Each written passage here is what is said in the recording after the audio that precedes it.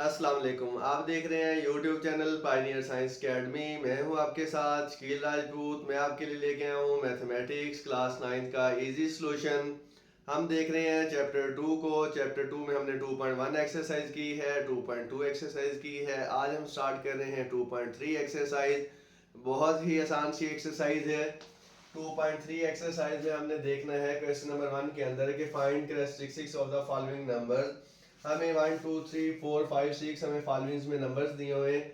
हमने क्या करना है कि इनके कैरेक्टरिस्टिक्स फाइंड करने हैं। बहुत आसान काम है, बहुत आसान काम है। हमने क्या करना है कि जो भी हमें नंबर दिया जाएगा पहले उसको हमने चेंज करना है साइंटिफिक नोटेशन की फॉर्म में। ठीक है। साइंटिफिक नोटेशन की फॉर्म जो है वो आप डिटेल में पढ़ चुके हैं प्रीवियस एक्सरसाइजेस के अंदर।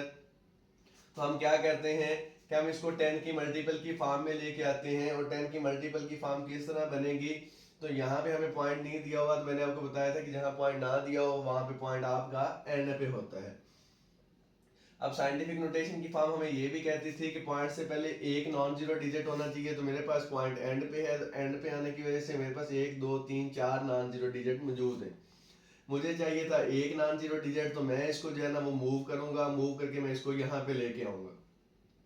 तो ये मेरे पास बन जाएगा 5.287 मल्टीप्लाई 10 रेज की पावर। अब मैं 10 की मल्टीपल की फॉर्म ले आया हूँ। अब मल्टीपल के ऊपर पावर कौन सी आनी है, तो जितने डिजिट मैं अपने डेसिमल पॉइंट को मूव कर रहा हूँ उतनी हमारे पास पावर बन जाएगी। तो 3 डिजिट मैंने मूव किया है तो 10 की पावर 3 बन गई है।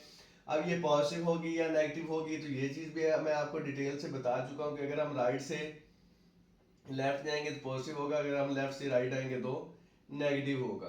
अब हमने साइंटिफिक नोटेशन की फॉर्म दे दी। साइंटिफिक नोटेशन से आगे हमारे पास जो है वो कैरेक्टरिस्टिक्स आना है। तो अब हमने क्या बताना है कि सी हमारा क्या होगा। ठीक है। तो सी हमारा वही होगा जो 10 की मल्टीपल होगा, मतलब कि जो 10 के ऊपर हमारे पास पावर होगी ना, बेसिकली वही आपका सी होगा।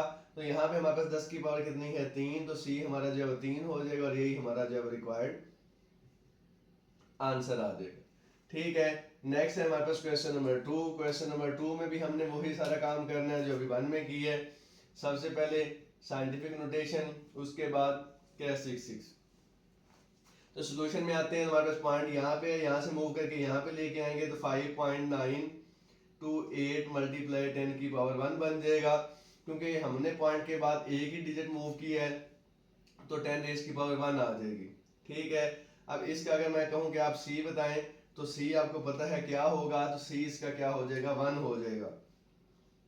और यही हमारा जो रिक्वायर्ड आंसर बन जाएगा। नेक्स्ट हमारे पास जो क्वेश्चन है वो है क्वेश्चन नंबर 3। क्वेश्चन नंबर 3 में भी हमने क्या करना है, इसके कैरेक्टरिस्टिक्स को फाइंड करना है। तो पहले हम करेंगे साइंटिफिक नोटेशन। साइंटिफिक नोटेशन से हम सी में चले जाएंगे। तो साइंटिफिक नोटेशन में जाने के लिए पॉइंट हमें, अब पॉइंट तो हमारे पास एक ही है, उसके पहले एक ही डिजिट है, लेकिन हमने पढ़ा था वो डिजिट जो है वो नॉन जीरो होना चाहिए। अब नॉन जीरो के लिए अगर मैं इसको इधर लेके आता हूँ तो फिर भी जीरो है, लेकिन मैं इसको फिर इधर लेके आऊंगा जहाँ पे वो नॉन जीरो रहे। तो 5.67 हमारे पास आ जाएगा मल्टीप्लाई 10 की पावर 2 आ जाएगा। अब यहाँ से एक बात जो है वो समझने वाली है कि मैंने जो है ना वो 5.67 तो कर दिया, 10 मल्टीपल भी ले आया, पावर भी ऊपर 2 कर दी।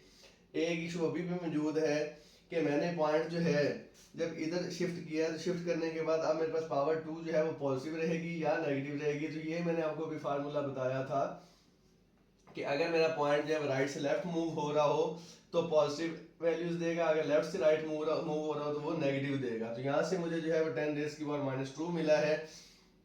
मैं बात करता हूँ इसके सी की, तो सी मेरे पास जो आएगा -2।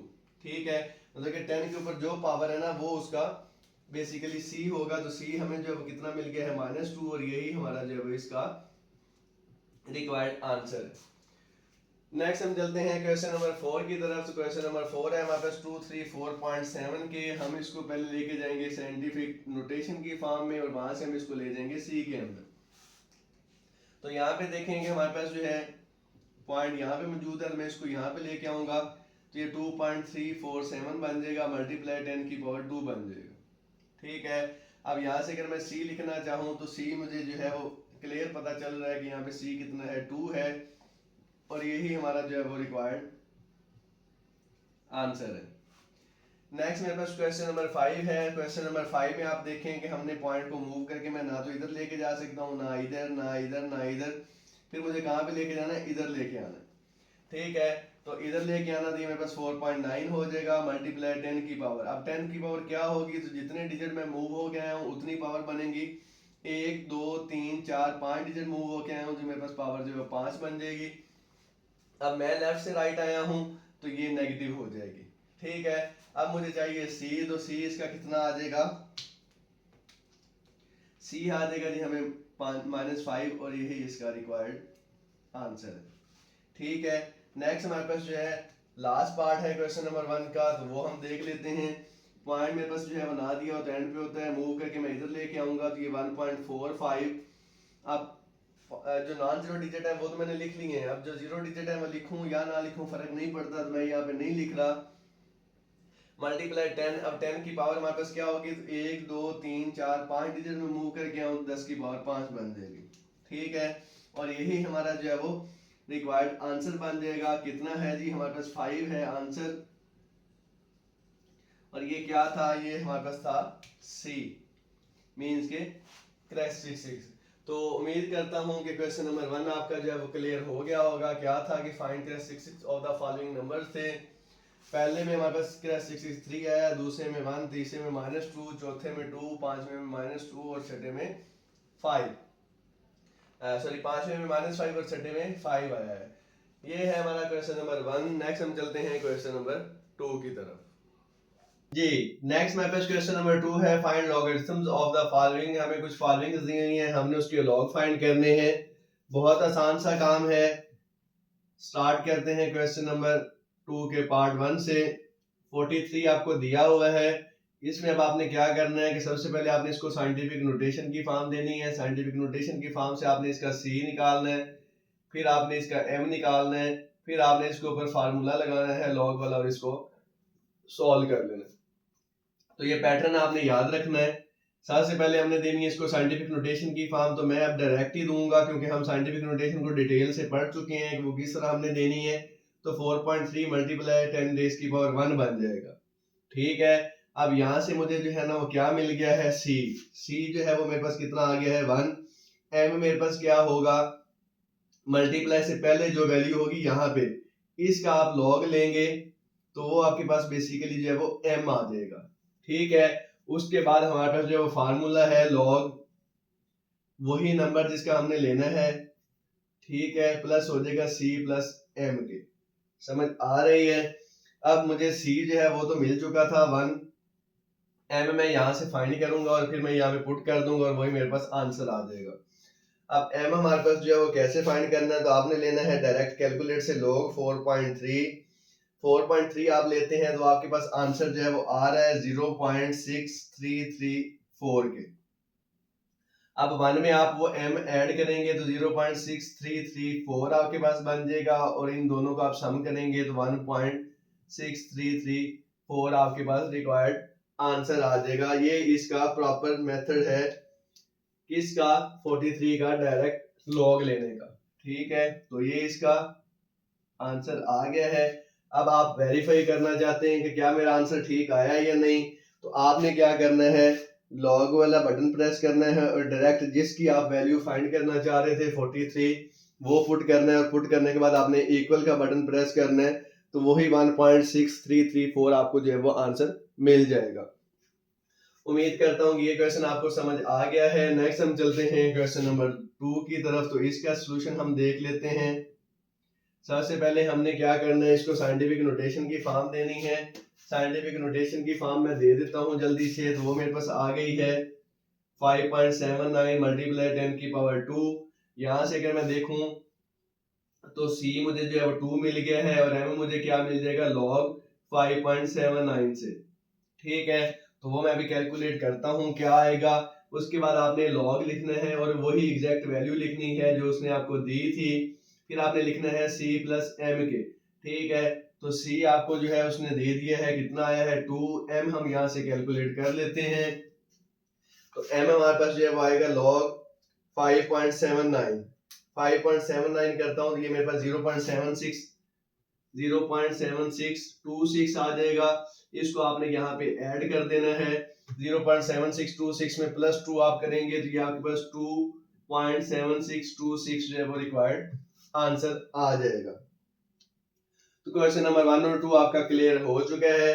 नेक्स्ट हम चलते हैं क्वेश्चन नंबर 3 की तरफ। क्वेश्चन नंबर 3 में अब हम देख लेते हैं कि क्या सिचुएशन है। तो ये रकम हमारे पास पहले ही साइंटिफिक नोटेशन की फॉर्म में मौजूद है, क्योंकि हमने पॉइंट से पहले एक वैल्यू रखनी होती है, तो वो ऑलरेडी हमें मिली हुई है।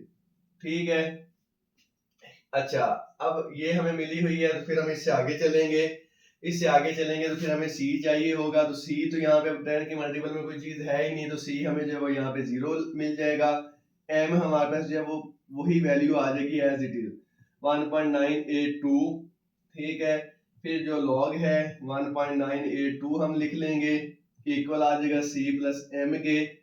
अब सी हमें जो है वो तो 0 मिला है, एम हम देख लेते हैं क्या आया है। तो m हमें मिला है 1.982। log 1.982 हम करते हैं तो वो हमें मिल गया है 0.2971 के। इसको मैं यहाँ पे ऐड कर दूंगा 2791, तो ये मेरे पास 0.2971 जो है वो रिक्वायर्ड आंसर आ जाएगा। नेक्स्ट हमारे पास जो है वो क्वेश्चन नंबर 4 है। क्वेश्चन नंबर 4 को हम देख लेते हैं। तो हमें इसको पहले साइंटिफिक नोटेशन की फॉर्म देनी है। साइंटिफिक नोटेशन की फॉर्म में देता हूं तो पॉइंट मेरा लेफ्ट से राइट मूव हो रहा है, तो ये 8.76 मल्टीप्लाई 10 की पावर -2 आ जाएगा। तो यहाँ से c मुझे मिल गया है -2, m मुझे मिल गया है log 8.76 के, log 0.087 मेरे पास इक्वल आ जाएगा c प्लस m के। c मुझे मिल गया है -2 प्लस m जो है मैं देख लेता हूँ क्या आ रहा है। तो m मेरे पास जो है वो log है 8.76 के, वो मुझे मिला है 0.9425। यहाँ पे मैं इसको ऐड कर देता हूं। तो देखें ये माइनस की रकम है, ये प्लस की रकम है, तो -2 प्लस 0.9425 मुझे आंसर जो है वो मिला है -1.0575। लेकिन हम लॉग की फॉर्म के अंदर माइनस जो है वो इधर नहीं लिखते होते, ऊपर लिखते हैं। तो 1 के ऊपर बार 0.575 हमारे पास जो है रिक्वायर्ड आंसर आ जाएगा। तो क्वेश्चन नंबर 2 जो है उसके पहले 4 पार्ट हमारे पास जो है कंप्लीट हो चुके हैं। पहले का आंसर 1.6334 आया है, दूसरे का आंसर 2.7626 आया है, तीसरे का आंसर 0.2971 आया है, और चौथे का आंसर हमें 1 के ऊपर बार 0.0575 मिला है। नेक्स्ट हम चलते हैं क्वेश्चन नंबर 2 के रिमेनिंग पार्ट की तरफ। नेक्स्ट हमारे पास जो है पार्ट नंबर 5 है क्वेश्चन नंबर 2 का, तो ये हम देख लेते हैं। सबसे पहले हमने देनी है इसको साइंटिफिक नोटेशन की फॉर्म, तो मैं जल्दी से देता हूँ। 4.7 मल्टीप्लाई 10 की पावर -2, लेफ्ट से राइट मूव होने की वजह से -2 मुझे मिला है। सी मुझे जो है यहाँ से मिल जाएगा -2, m मुझे मिल जाएगा log 4.7, log 0.047 जो है वो मेरे पास आ जाएगा c प्लस m के। c है मेरे पास -2 प्लस m, हम देख लेते हैं क्या है जी। log 4.7 हमारे पास जो है वो आंसर दे रहा है 0. कहाँ पे हम लिखेंगे, यहाँ पे 0.6720। यहाँ पे मैं लिख दूंगा 0.6720। हाँ, मेरे पास है -2 प्लस 0.6720, तो मुझे आंसर मिला है -1.328 के। तो मैंने अभी पीछे वाले क्वेश्चन में बताया कि माइनस हम इस तरह नहीं लिखेंगे, बल्कि हम उसको पॉइंट से पहले जो वैल्यू होगी उसकी बार बना देंगे। 1 के ऊपर बार 0.328 हमारे पास जो है क्वेश्चन नंबर 5 का आंसर आ जाएगा। नेक्स्ट हमारे पास क्वेश्चन नंबर 2 का पार्ट 6 है। तो यहाँ पे अब देखेंगे हमारे पास पॉइंट जो है वो यहाँ पे है, तो ये आ जाएगा 3.54 मल्टीप्लाई 10 की पावर -4। c मुझे मिल जाएगा -4, m मिल जाएगा log 3.54, log 0.000354 जो है वो मेरे पास इक्वल आ जाएगा c प्लस m के। c है -4, m हम देख लेते हैं क्या आया है। तो log 3.54 जो है वो हम देख लेते हैं, तो हमारे पास आया है 0.5490। यहाँ पे आ जाएगा 0.5490, तो -4 प्लस 0.5490 हमारे पास आंसर जो है वो बन जाएगा 3 बार 0.451 के। ठीक है, अब 451 तो ठीक है, लेकिन यहाँ पे माइनस जब इधर था, इधर हम नहीं लिखेंगे, इधर लिखेंगे, तो 3 के ऊपर बार 451 जो है हमारे पास रिक्वायर्ड आंसर आ जाएगा। उम्मीद करता हूँ कि आज का लेक्चर, आज की वीडियो आप लोगों को पसंद आई होगी। अगर आज का लेक्चर और आज की वीडियो आप लोगों को पसंद आई तो वीडियो को लाइक कर दें, चैनल को सब्सक्राइब कर दें और साथ लगे हुए बेल आइकन पर जरूर क्लिक कर दें, ताकि मेरी हर आने वाली वीडियो आप तक बर वक्त पहुंच सके। मिलते हैं एक नई वीडियो नए लेक्चर के साथ, तब तक के लिए अल्लाह हाफिज।